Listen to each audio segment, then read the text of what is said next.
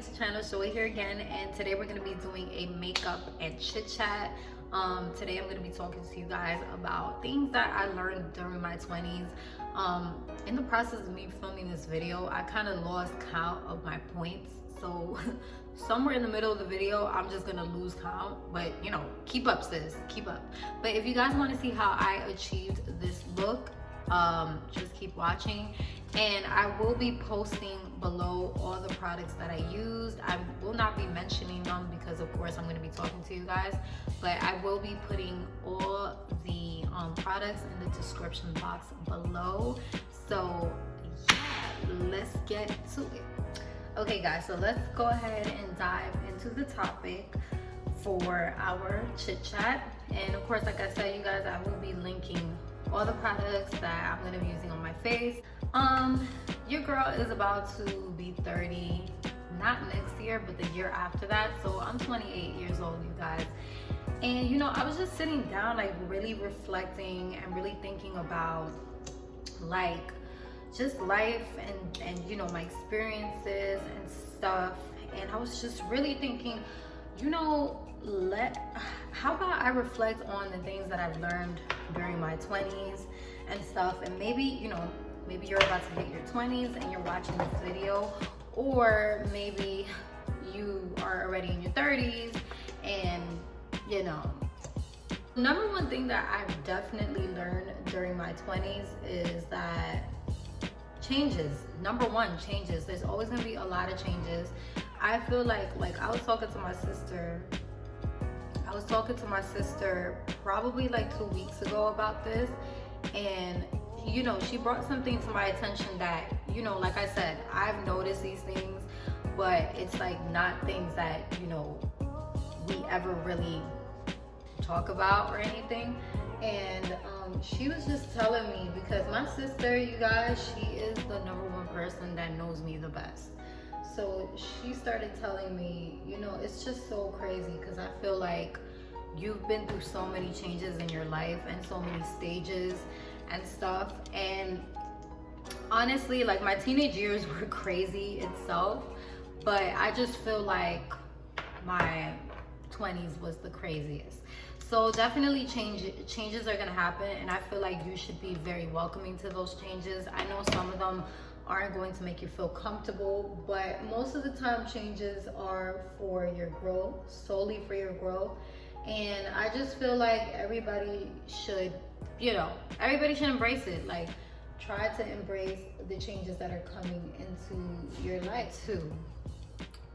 People come and go, and it kind of sucks to say that because it almost sounds, I really sound like a true Aquarius saying that, but I almost sound like emotionally detached, and it's not even like that, you guys. But you know, I used to be like the type of person who was always like hurt that, you know, people were either leaving my life or like I wasn't friends with somebody anymore and stuff like that. And I believe it was around the time when I had turned, I think I was like 21 or 22 when this happened. And I just so happened like to have a friend who, you know, I thought I was really close to and stuff. And that friendship just like ended. And I'm not gonna say it ended out of nowhere, because I guess things were like just happening that, you know, I could have seen the friendship ending.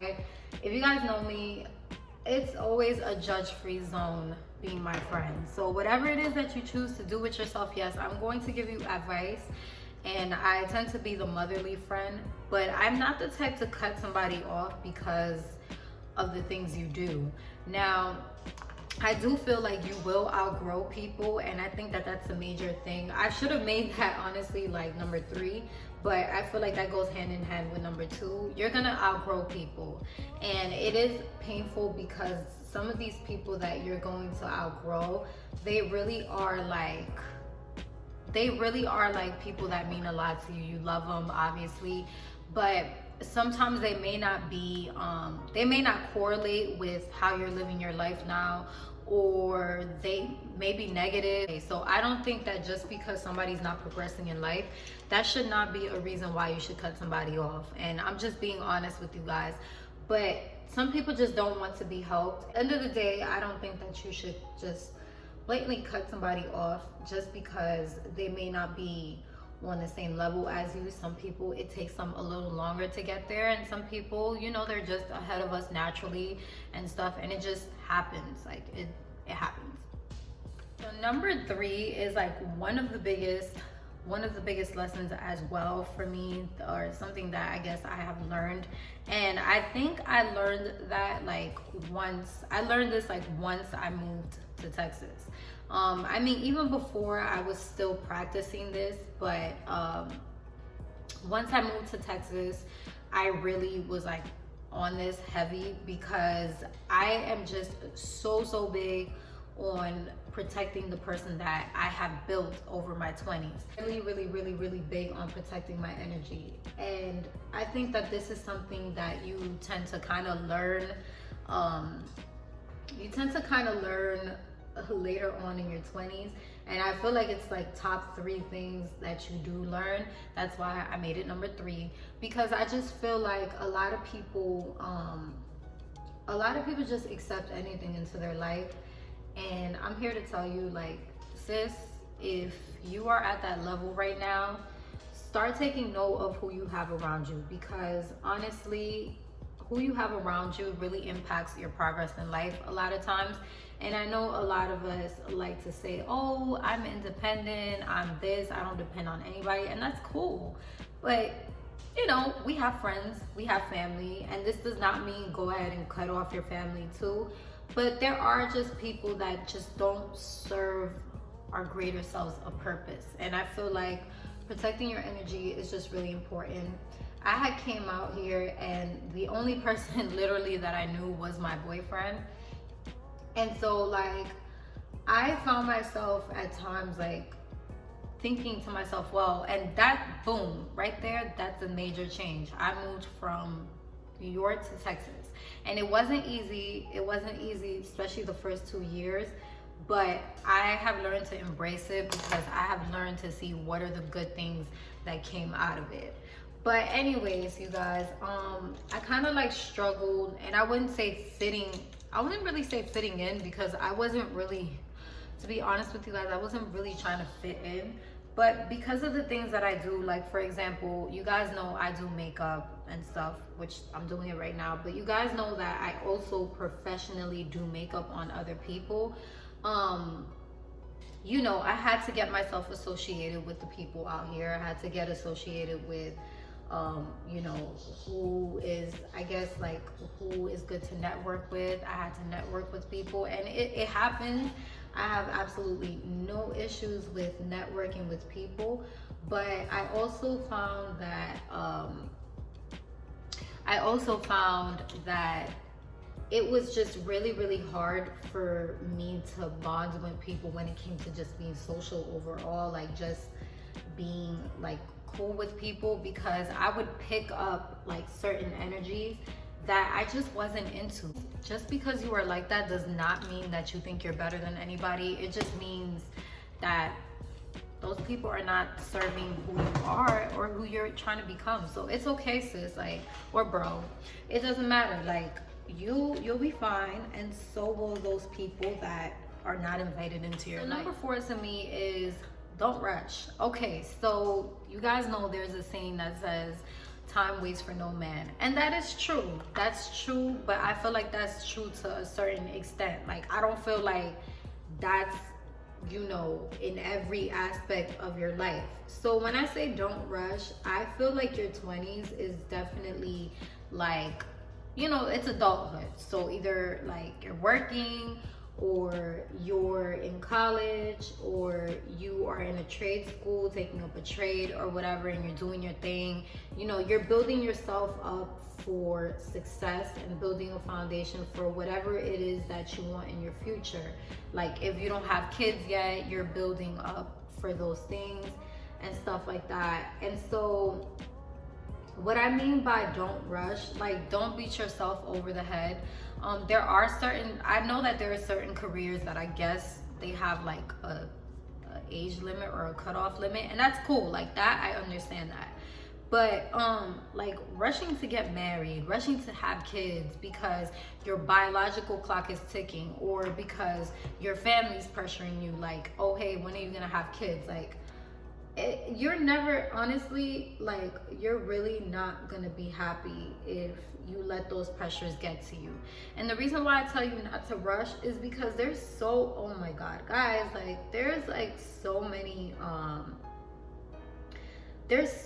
like BS out there, like so many like, say for example, like with relationships. For example, you rush into a relationship because you want to find the person that you want to marry or whatever the case is, and then years later, like you don't know nothing about this person, or you find out that this person was just a complete fraud, and now you're like, you've wasted all these years. Like I want to say my early 20s, and I mean from 18 to like my early 20s, I was having fun, you guys. And like I said, this isn't to encourage you to go ahead and do whole activities or anything like that, but it's just more so to tell you, sis, take your time, you know what I mean? Like get to know people, get to know what you actually like, because I feel like a lot of my trials and tribulations with relationships, I really got an idea of what I wanted and what I didn't want, and in turn that really helped me. So just make sure that you take your time, you have the time in the world.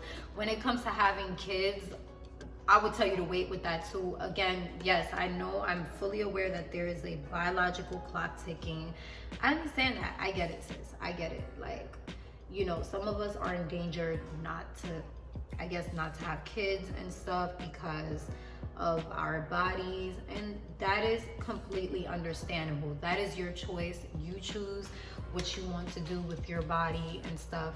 But what I will tell you is that if you are fit and healthy to have a child, if you are, you know, you're good, but you have other things that you're focusing on in the moment, focus on that. Like, don't rush to don't sit there and rush to like into these things, because honestly, like, you won't have time to enjoy yourself. I am about to be 2 years into this whole mom thing, and it's cool, you know what I mean? Like, I already had my fun. I feel like this is honestly the good life for me now. Like, I'm always with the kids. But what I will tell you is again, you want to keep in mind that there are lots of things that you may want to get done, whether if it's in your career or whether if it's, you know, traveling, or, you know, whatever you want to get out, whatever demons you want to get out, whatever you want to get out, sis, just get it out. You know what I mean? Just have fun. Number 5 to me is mental health. Mental health is just really important. So you guys know they always talk about midlife crisis, and I feel like honestly in your 20s you have a quarter life crisis, because like I said, you're rushing your process, you're rushing all these things, you're rushing to find a partner, you're rushing to have kids, you're rushing to get that career going and stuff. Everything is a process. Like, you guys, I have been through I'm telling you, I've been through so much during my 20s, and it's just so crazy because through it all I still was able to succeed. And I'm telling you right now, I had so many mental breakdowns. So I would definitely encourage you to seek counseling if you feel like you need it. Reach out to your family, connect with your family more. You know, I feel like sometimes in our 20s we tend to kind of like disconnect ourselves from people, and I think that it's not always the healthiest thing to do. I know that this generation is like so easy for people to be like, oh, I'm gonna cut him off, I'm gonna cut her off, and sometimes you end up cutting valuable people out of your life. So if you find yourself in any type of depressive mode, or you know, you find yourself in a position where you're willing to put yourself in danger or end your life, definitely make sure that you seek counseling. There's nothing wrong with seeking counseling. I've done it before. It was the best. I got to talk to somebody where it was a judgment-free zone. Definitely seek counseling if you guys are dealing with, you know, anything of that sort. Like, please seek counseling. Number 6 to me is definitely appreciate solitude. Now, this is like the complete opposite of what I just said, but there's a difference. Like, there is a major difference, and I'm going to tell you guys why. So one thing that I used to do, especially when I was single, I used to definitely take myself out to eat. I used to go to the movies by myself. I used to go shopping by myself. I used to do a lot of things by myself. And by all means, you guys, I had tons of people that I could have just called, and I could have been like, hey, do you want to come with me? Hey, do you want to go do this? Do you want to go do that? But you know what? I really learned with me doing these things by myself, and I was afraid. Like, the first time I went to the movies by myself, I went to go catch a matinee, which, if you guys don't know what a matinee is, it's pretty much going early in the morning to catch a movie. So like, I normally would do this like with chick flicks. Like, I remember, I think the first time I did that, it was when Think Like a Man had came out, and I went and I had the best time, you guys. I had such a great time. And the best thing is, the reason why I would encourage you to catch matinees is because if you are the type of person who, like, you're like really romantic and you're into like relationships and stuff, the best thing is to like avoid going to the movies while other couples are there, because then you may feel some type of way. I don't know about you, but like me, I didn't really do it for that purpose. I just did it because the tickets are cheaper in the morning. But I did end up really enjoying myself. And after I did that, I started doing it more frequently. So I would either Google a restaurant that I wanted to go to. I would do different things, and I would just go ahead and enjoy my time. So this is why I'm telling you, sis, you know, go grab a drink by yourself, and this is how you meet people too. Like, you end up probably meeting somebody that you may like, maybe at a bar and stuff, which I think that some people might say that a bar is not the ideal place to meet your soulmate, but hey, I've met some pretty dope people at bars and stuff, not just men, but also women, and I've made some friends, like, just by sitting at a bar. So there's absolutely nothing wrong with you going to a bar, being social and stuff. But the whole point is that when you enjoy your own solitude, you actually enjoy the things that you like. You know what I mean? That you like. So at the end of the day, enjoying your solitude is really, really important. I feel like it's one of the best things as well, because like me in a relationship, and this may just be me, but me in relationships, I like time alone. Like, for example, my boyfriend and I live together, but I really enjoy my time alone sometimes. And it's not because I don't want to be, you know, I don't want him around or anything, but I think that respecting each other's spaces in relationships is just as important as spending, you know, time together. And I wrote about this the other day too. Like, I was thinking about this. When you do those things, like where you're spending time alone or you're doing things that you enjoy on your own in relationships, you get to still be yourself. You still get to enjoy those things that you enjoyed before you were with this person. And of course, I think it takes certain types of partners to understand that, because there are partners given out there that just want your full attention. They just want to be with you all the time. And you know, that may pose a problem depending on what type of person you are. Like, if you want somebody all up on you all the time, that's fine, sis. I personally, I am not like that. And I also am the type of person that when it comes to even friendships, even that, I like my distance for a little, because it's like I don't feel like I have to be in someone's face all the time, and that's just me, you know what I mean? And some people may not like that. Like I've had people who stop talking to me because of that, and I'm just like, well, I mean, I can't do nothing about it. Like that's just how I am. But I try to reach out to my friends, you guys. It's not like I'm not social or anything.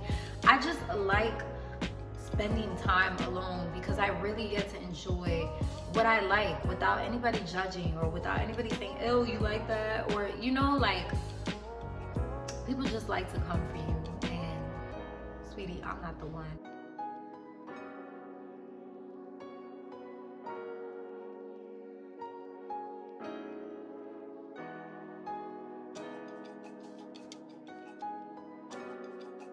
Relationships are not distractions, okay? So I know that this is like a little out the loop, or this may not be something that people think about, but relationships are not distractions. So the reason why I had to bring this up is because I've heard so many people talking about, oh, I'm not in a relationship because it's a distraction, it's too much, it's this, it's that. Listen, reality is that you're just not ready for a relationship. That's just what it is. That's what it is. You are not able to handle commitment, and that's okay. You're young, have fun, go out there and date around. You know, I'm not telling you guys, like I said, I am not encouraging activities. It's okay if that's what you're into. That's fine. There's no judgment here, sis. But always have fun. You know what I mean? Have fun. It's okay. But relationships are not distractions. If anything, if you have the right partner, if you have somebody who is willing to ride out with you, you know, somebody who understands like that there's gonna be changes in life, somebody that understands that, you know, things aren't always going to go smooth and stuff like that, then you're good. And you should be able to understand that too, because that's the thing with relationships. Relationships are gonna have rough patches and it's not fun at all. But at the end of the day, if it's something that you know that you and your partner can fix, try to work it out. Now, on the other hand, if you feel like this person is super toxic and, you know, maybe you're in love with them and it's hard to let them go, I understand, sis. I've been there before. However, your happiness always comes first. Remember that. And this is in anything. I think that's the biggest lesson of my 20s. Your happiness comes first. I'm a very compassionate person. I'm very giving. Sometimes I am very selfless, and it's just really bad because it ends up biting me in the ass. But I've been able to swiftly just cut off anything that just doesn't serve my higher self a purpose. So my higher self being selfless. If I'm selfless and I feel like you use that to your advantage, and I notice this, you gotta go. And honestly, this is all about instinct. If you feel like something isn't for you, it just isn't for you. It doesn't matter what anybody tells you. I feel like that's really important to know, because I feel like a lot of people end up letting what others say or manipulate, even social media itself. Like social media just happens to have this structure on how relationships should be. And I get it. There are a lot of relatable posts out there that are true. I'm not gonna lie to you. But I don't think that those posts, they pertain to everybody, and I don't feel like everybody should live their life as so, because at the end of the day, you are living your life because of the way that you are, because of your experiences and stuff. And sometimes you got to change that, to be honest with you. But not all the time you have to follow this structure that media has set for us, or movies have set for us, because at the end of the day, everybody's experience is different. So guys, the last thing that I'm gonna save for your 20s, and this one I had to put it last because I'm actually still working on this, and I'm so trash at doing this, and you know what, I am no longer embarrassed to admit that I'm not the best person at doing this, because I feel like a lot of people aren't. But just because a lot of people aren't good at doing this does not mean by all means, by any means, that I'm telling you, oh, it's okay, you'll get it together eventually one day. No, you actually have to work on this now, because I feel like it's something really important, especially if you're trying to make major moves in your life, especially if you're trying to settle down and stuff. And I feel like a lot of men won't really respect a woman fully because of this. So the last thing is save your money. Please save your money. Learn to save your money. Find techniques or ways to save your money.